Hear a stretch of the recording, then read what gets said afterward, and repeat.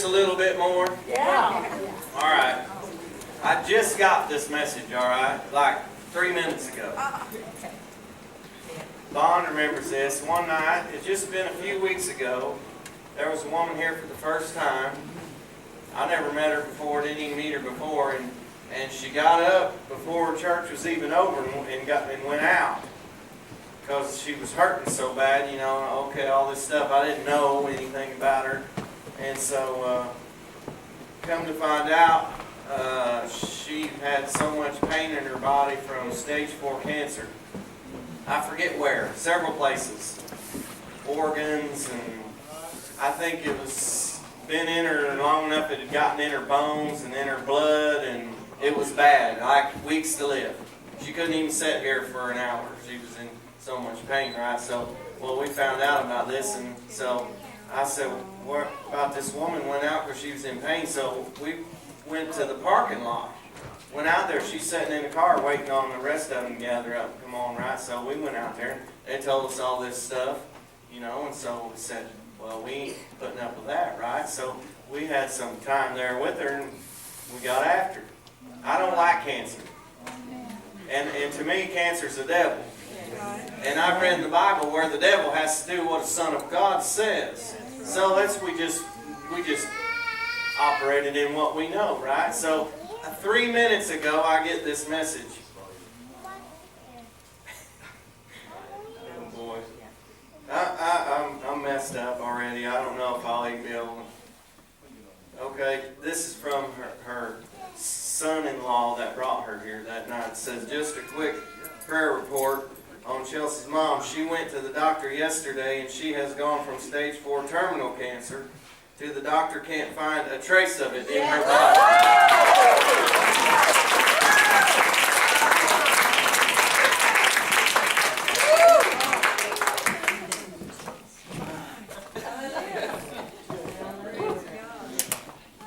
I mean, they's planning funerals.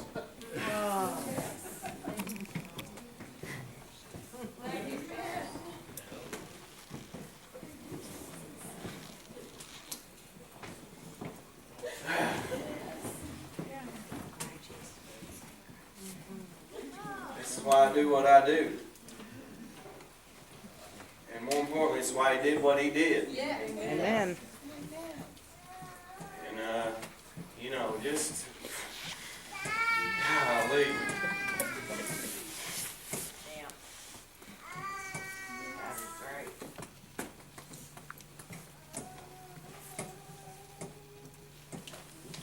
It's what drives me to keep pushing us out of religious mindset that has trapped us in not living in this, where it should be normal. We should not be surprised. It should be a normal way of life for us. And so,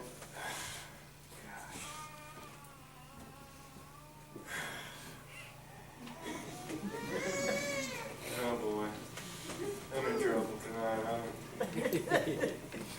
I'm just going to do what I do, I guess, all right? I don't know what else to do other than just keep doing what we're doing. Because there's life available. I continue to say, you know, over the last several weeks, I just kept talking about, you know, I think about the word perspective and how big that is. It's like kind of a combination between a mindset and what you see. And those things are huge. And to me, that's really what's changed for me personally. Growing up in church and being religious and, you know, just going through the motions and praying the prayer and believing in Jesus and thinking, okay, it's a heaven or hell issue, and I didn't want to go to hell, and they said Jesus died, so I didn't have to. If I repeat this prayer, then I could go. Well, cool, right? Who wouldn't be in on that? And so, but then just nothing more than that, and just figure out how to survive, right? And let the devil whoop you all your life, and then you'll get to go to heaven one day. Then you know, it's like, that's so frustrating to the will of God and to what Jesus really did and who He really is and what He really has for us. It's about life. He didn't just come and die and do all that He did so we could go to heaven. I got a crazy simplified thinking, I guess, cowboy logic or something. I don't know. I'm simple, but I got thinking, God's God, right? If God intended and created us for heaven, I'm thinking He's a pretty smart guy. He would have put us there to begin with. Not like plan B or something, right? It's God we're talking about. I finally found out He didn't just come and die so that I could get to heaven one day. He came and died so that He could get heaven back into me and into us and into this earth. And so I'm saying it's a way of life. It's not just a way to die and have life insurance for over yonder. It's a way of life, and it's so much more available for us. And I'm just going to keep on pushing us into it and being hungry for it and going after it and finding it. And, you know, did we get it all right all the time? Probably not. Did we have it all figured out? I'm surely not. But I'm going to go after it. I saw this, and I repeat a lot, so if you've been here a long time, just forgive me. But the most famous verse there is, right, everybody knows, John 3:16. For God so loved the world that He gave His only Son. Whoever would believe in Him would not perish but have everlasting life. Right? Well, I thought, everybody knows that one. Everlasting life. Well, my mindset was, okay, you believe in Jesus, you're going to get everlasting life. You're going to go to heaven and exist forever and live forever. How's that going to be? I have no idea, but it's got to be good, right? So I'll take that. But I thought, you know, let's look at the thing logically. This is one of the things I can't stand about being religious. You just check your mind at the door and you get brainwashed and you don't actually think. I said, let's look at the verse. It says, those that believe in Him would not perish but have everlasting life. Well, I'm thinking, okay, any good Bible-believing Christian would say, if you don't believe in Jesus, what happens? Going south, right? You're still going to exist forever. So in my interpretation of everlasting life, it can't mean just existing forever. Because you're getting that either way. Right?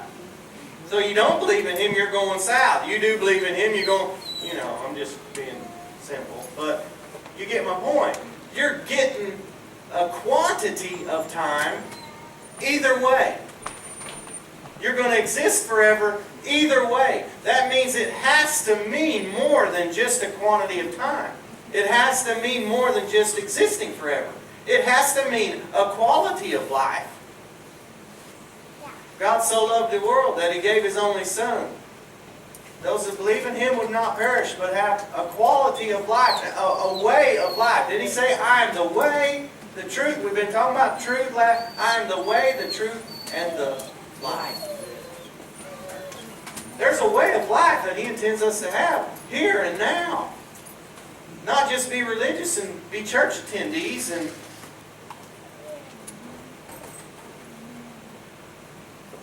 everybody good? Yeah. I'm just going to show you some more of it. I know it's like putting another coat of paint on the barn, right? Just going to put another layer on. You can hear it again, all right?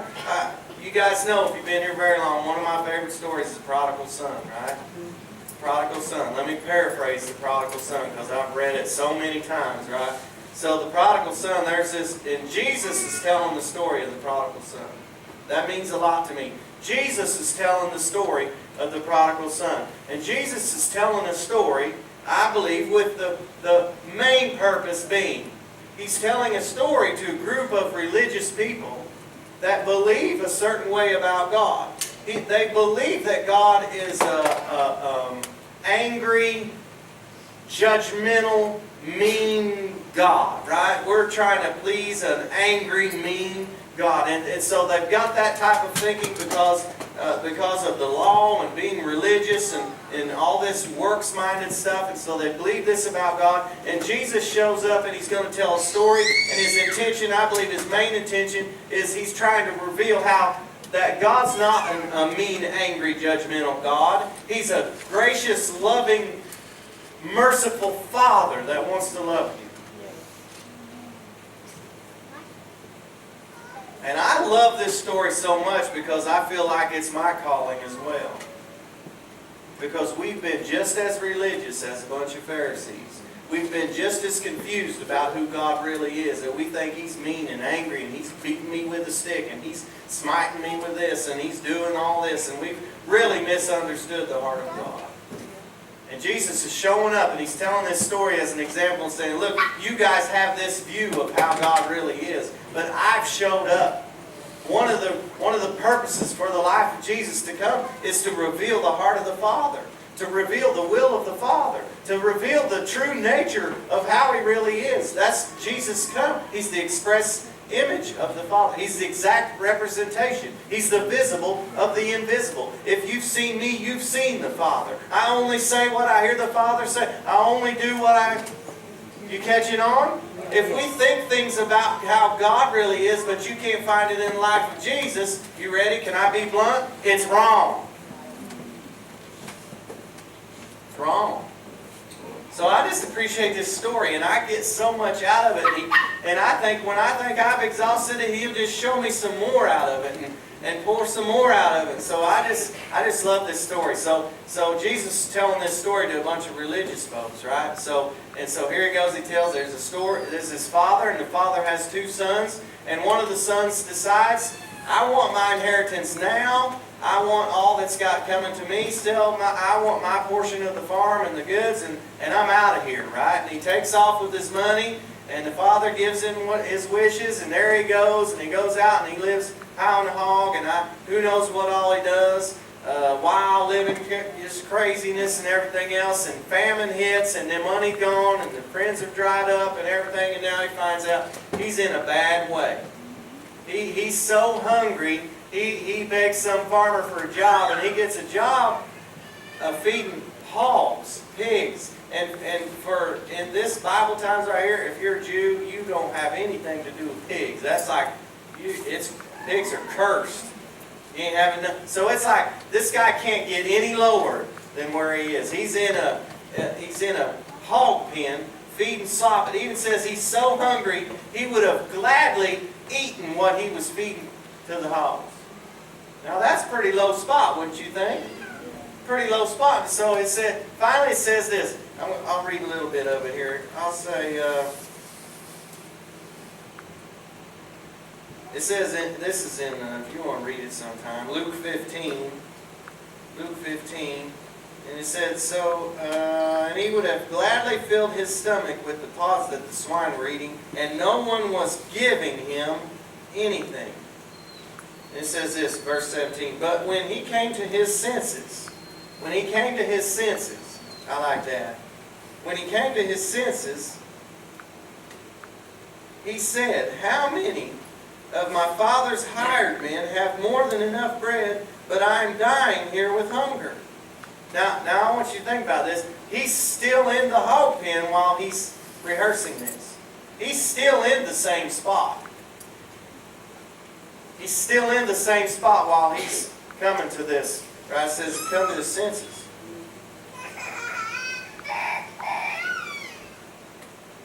My father's hired men have more than enough bread, but I am dying here with hunger. I will get up and go to my father, and I will say to him, Father, I have sinned against heaven and in your sight. I am no longer worthy to be called your son. Make me as one of your hired men.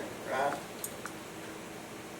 Make me as one. He said, so in that spot that he's in, he's rehearsing this, and he's saying, I'm no longer worthy to be a son. I'm just going to go to my father's house, and I'm going to be a servant. Because at least the servants there are better off than what I am here, right?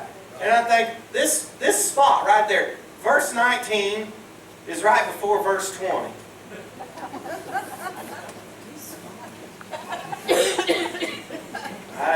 Yeah. 19. So I'm thinking that between 19 and 20 is where I lived. Oh yeah, I believe. I said, I prayed the prayer. I said, I'm not worthy to be a son. I've messed up. I'm so far gone. But I know that if I could just be a servant in my father's house, I'd be doing pretty good. prayed that prayer, still sitting in the same spot. And I see people everywhere, all over, especially America, especially the Bible Belt, heartland we live in. Oh, we've prayed that prayer. We've had that mindset, and we still continue to live in the same spot. 5 years down the road, we're no better off. 10 years down the road, we don't know anything more than we did before. We just prayed a prayer, and now we're servants, and we're trying to clean ourselves up. And maybe if I get good enough, I'll at least get up myself up out of this hog pen, and thank God I'm going to go to heaven one day. Right? I'm at war against that mindset. You haven't noticed. Verse 20. So he got up. So he got up. I'm just reading my own testimony right here. It took me 30 years to get up. I prayed the prayer and went to be a servant. A long time before that. Still defeated. Still a mess. Still broken-hearted. Still a long way from looking like a son of God. All this servant... See, religion wants you to... I hear it so much, I just have to bite my tongue most of the time because I don't want to be, But all this servant, let young be a servant, and all this stuff. I'm like, what? What is this servant stuff? He's not looking for servants. Servants are hired and they work for their food and all this stuff. It's like they get paid and all this. A son is way different than a servant. When I was servant mentality, I did the bare minimum of what was required. And I had to fool everybody to think I was doing that much. Only till I realized after I got up, figured out there's a different life. I got up. It says verse 20. So he got up and came to his father. But while he was still a long way off, his father saw him and felt compassion for him, and ran and embraced him and kissed him. Can you imagine Jesus is telling this story to these Pharisees, these religious dudes? And I mean, because in this day and time, according to the law and the traditions and all that, if this son went off and did what he did, that when he came home, it would be that they would take him to the city gate and stone him. That's the tradition. That's the law. This boy right here, according to their society and their tradition and their laws right here, that's when this boy came home. Now you think about what it took for him to get up and come home, hoping that he could just be a servant. When he gets there, the father in their society would drag this boy to the gates, and the city elders and all, they would stone him to death. He's probably got this in his mind, wouldn't you think? And so Jesus is telling these stories, and I bet them guys are like, oh yeah, he's fixing to get it, that boy. He's going to pay for his sins, right? He deals with them later with the older brother. And so Jesus says that the father saw him from a long way off and felt compassion for him. I imagine they're going, what? No, that ain't right. That can't be, right? And so then here the son comes, felt compassion, ran, embraced him, and kissed him. And the son said to him, Father, I've sinned against heaven and in your sight. I am no longer worthy to be called your son. But the father said to his slave, I like this here. I'm reading in between the verses tonight for some reason. The father said to the servants. Now here the boy comes and rehearses his speech about what a sinner he is and how no good he is, and I just want to be a slave, and I've sinned against you, I've sinned against heaven, I'm this, woe is me, right? The father never even acknowledges that kind of talk. Thank you. Never even acknowledges it. Never gives 1 ounce of attention to this, oh, Father, forgive me, I've sinned, I'm no good, I'm not worthy to be your son, I just want... I'm telling you, you grew up where I grew up in religion, that's a spiritual prayer right there. They make you Sunday school attendant over that. God ain't interested in that kind of prayer. Not whatsoever. None. Jesus is telling the story. And in Jesus' story, the Father pays no attention and gives not one bit of acknowledgement to that kind of prayer and that kind of thinking. He turns to the servants. And he tells the servants, he says, quickly bring out the best robe and put it on him. I like that. To me, robe represents the robe of righteousness. He's telling a story here. He's showing a picture. He said, you go quickly, go get the robe, the best robe, and put it on him. He didn't have to put it on himself. He didn't go get one of his own robes. Father said, go get the best robe and put it on him. You, the slaves, are the ones putting out the effort. The slaves are the ones going out. The son is putting forth no effort. He's standing there crawling, squalling, sniffling, thinking, oh my goodness, what's going to happen? I'm supposed to be dragged out to the gate and stoned. And now the servants are going to get a robe, the best robe, and putting it on me. That means he's come a long way in the dirt with hog slop on him, with life on him, with failure on him, with shame on him, with disappointment on him, with reeking from life and the lowest place you can be. It's all over him, probably under his fingernails. Anybody ever had hogs? You ever fed hogs? You know how many showers it takes to get hog off you? They didn't have no soap like we got soap nowadays. I'm telling you, you think about the state this boy's in. You get hog on you, you got to take 9 hot showers before you quit smelling that stuff. This boy's standing there like that. And they come and put the Father's best robe on him. Covering.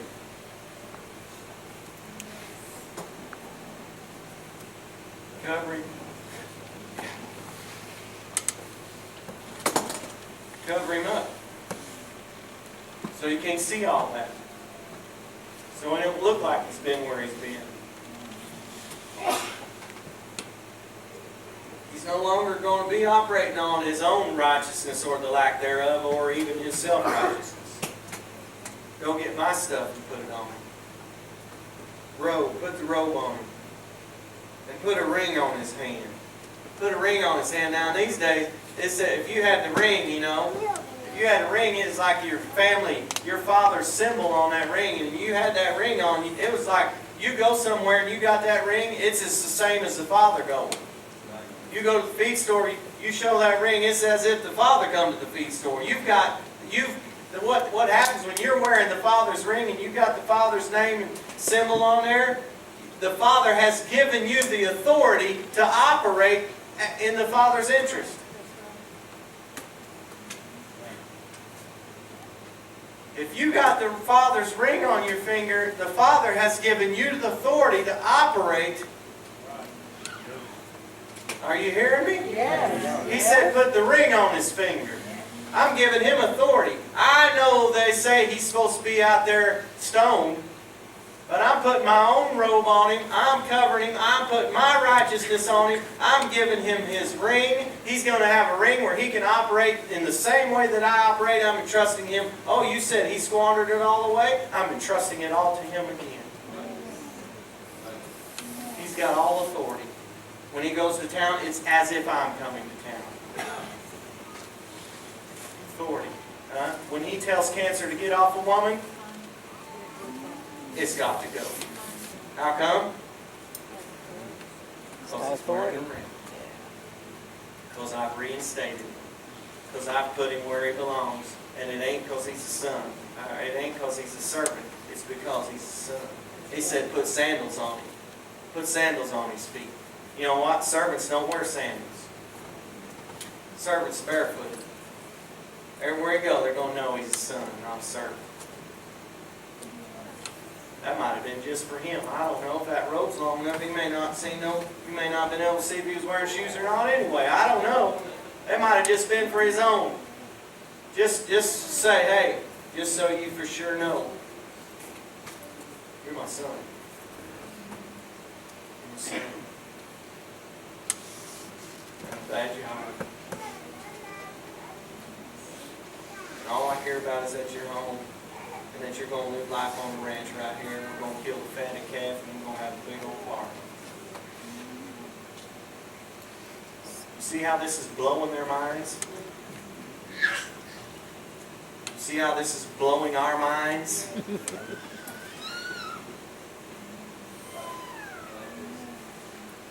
Kill the fatted calf, we're going to have a party. We're going to start living life. He's saying he's now back on the ranch with all this stuff. He's going to have a quality of life like he's never had before.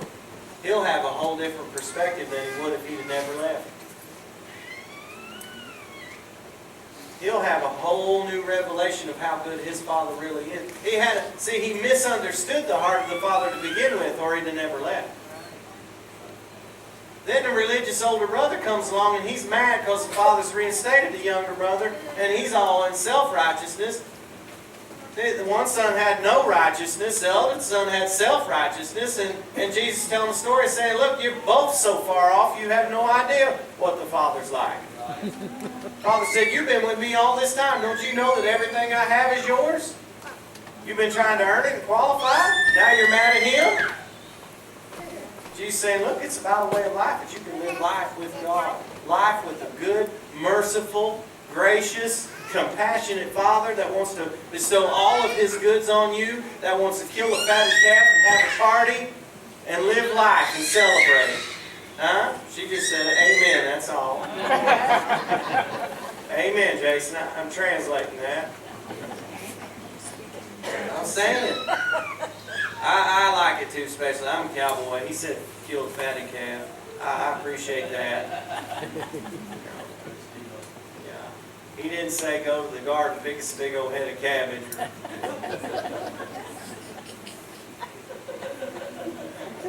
Pick no green beans, Elvis. Maybe they had some, but it wasn't mentioned. It wasn't important enough to mention. I'm doing that now. I'm just saying, Jesus is trying to point us to the point. It's life with the Father. Not a servant. Woe is me trying to earn some crumbs from head table. It's finding out who we really are and living life as sons of God, knowing that the Father's bestowed everything upon us, that we have all access, that we have all authority, that we're reinstated and we're better off than we were before. Imagine this. The heart of this son now, how he's overwhelmed with the Father's goodness. The understanding that he now has about how much his Father loves him that he didn't have before. Who do you think outperformed who? Uh-oh. You got older brother that's mad, angry, bitter, bad attitude, self-righteous. I'm better than him. Sound familiar? And then you got son that's come home and really understands who the Father is and how much love he has. Who do you think outperforms who now? I don't know, they say, oh, Jason, he's preaching all that grace. He don't ever preach on hellfire and brimstone, and getting on sin and all this stuff. That produces nothing. Revelation of the goodness of the Father is what produces sons. And if you believe you're a son, you'll act like a son. If you'll understand the goodness of the Father's heart, your life will be so changed. You'll be up feeding the calf before grumpy brother. It's the way it is.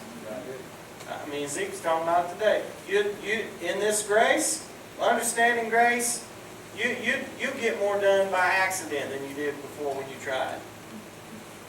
No effort. No effort to wake up and be a Christian.